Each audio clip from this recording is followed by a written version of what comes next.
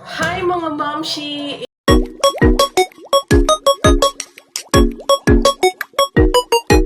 It's me, Miss Miracle. At ngayon mga mamshi, pupunta tayo sa court at tipid day tayo ngayon. Ngayong dinner na ito. At just look, ito na lang ang pera sa aking wallet. Pakita ko sa inyo ang wallet ko. Meron man, barya na lang. Ito na lang ang barya natin. Kakaunti na lang. Mas magkano na lang siya. Mga piso-piso, oh. Ngayon mga mimasor, ang ating gagawin is pagkasyahin natin to ngayong dinner, ang 100 pesos na to. Kaya, halika na, let's go! Ready na kami. Nakasombrero na. At may dala na din ako ng lalagyanan.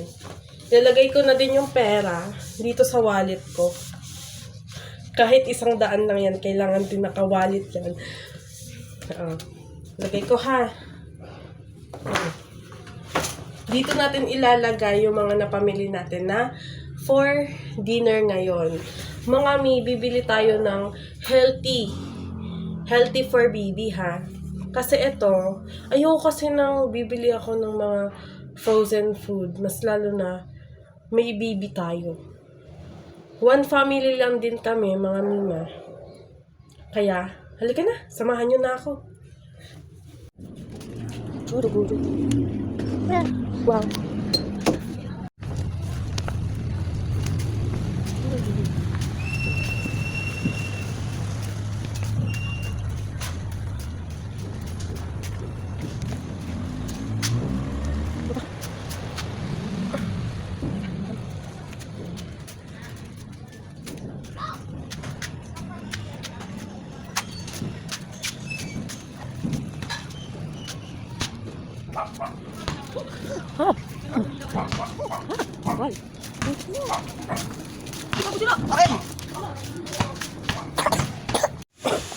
Ang una nating bibilhin, bigas muna, bago ulam. Para alam natin kung magkanong ulam ang mabibili natin. Kailangan talaga tipid ngayon.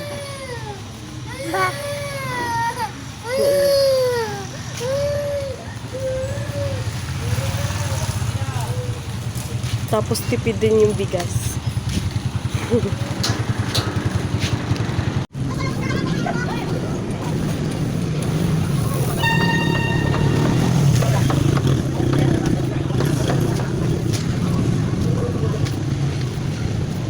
Gaganin nyo na sa photo.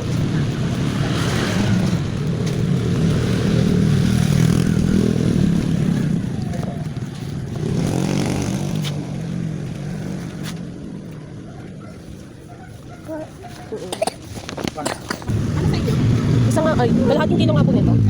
Apo. Ano pa? Ayun lang po.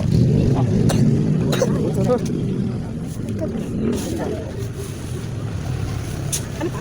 Yun lang po.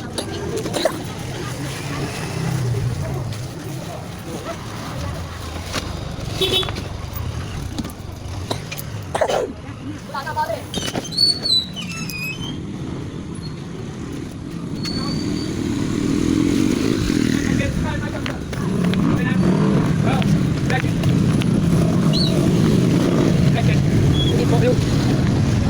po.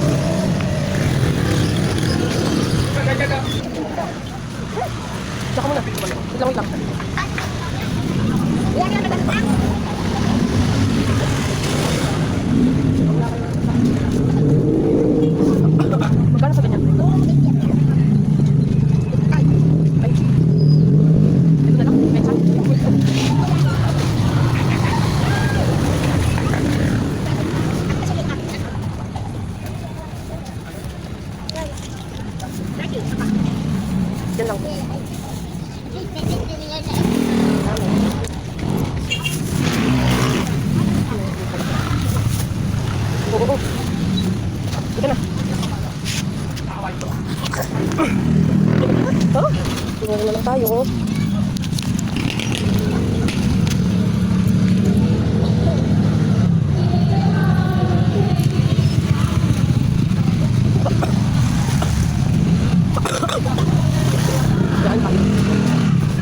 Ilan pa po kayo? 20 lang ate. Magkano po yan? 29?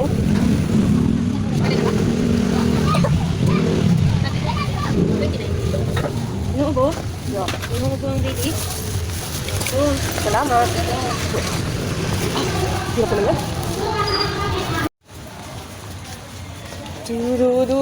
Dut.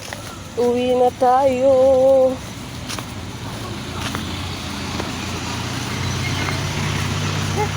Uwi na. Lakad ikaw. Pauwi.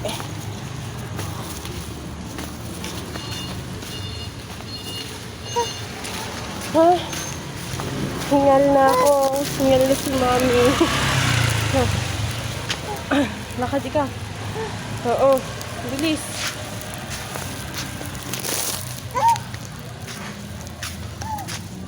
Wait lang.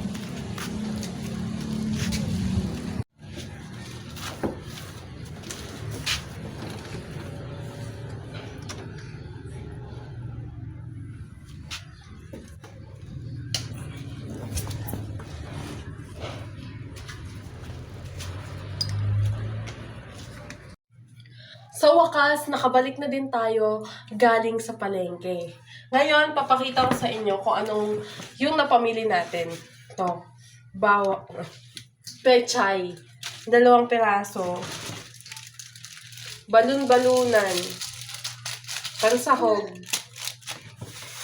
and syempre, di mawawala yan. Wala na din tayong bigas, kaya bumili na din ako ng bigas, kalahating kilo, nasa 24 pesos, 23 pesos nabili natin. Meron namang natira sa 100 pesos. And this is it. Ang sukli. 10, 5, and piso. Ibig sabihin, 16 pesos ang natira sa 100 pesos na budget natin para bumili for today's dinner. Hindi na ako bumili ng bawang sibuyas dahil meron na ako nito. Yan. Meron na ako ng sibuyas tsaka bawang. Meron na din akong oyster sauce, asin, paminta dito sa bahay kaya hindi na ako bumili. Lastly, tapos na rin tayo for budget. Kayo, ganito din ba ang ginagawa nyo? Mas lalo na sa one family lang kayo. Remember mga mi, walang masama magtipid, mas lalo na kung gipit na gipit. At walang masama magtipid kung kailangang magtipid. And bye-bye! Sa susunod ulit!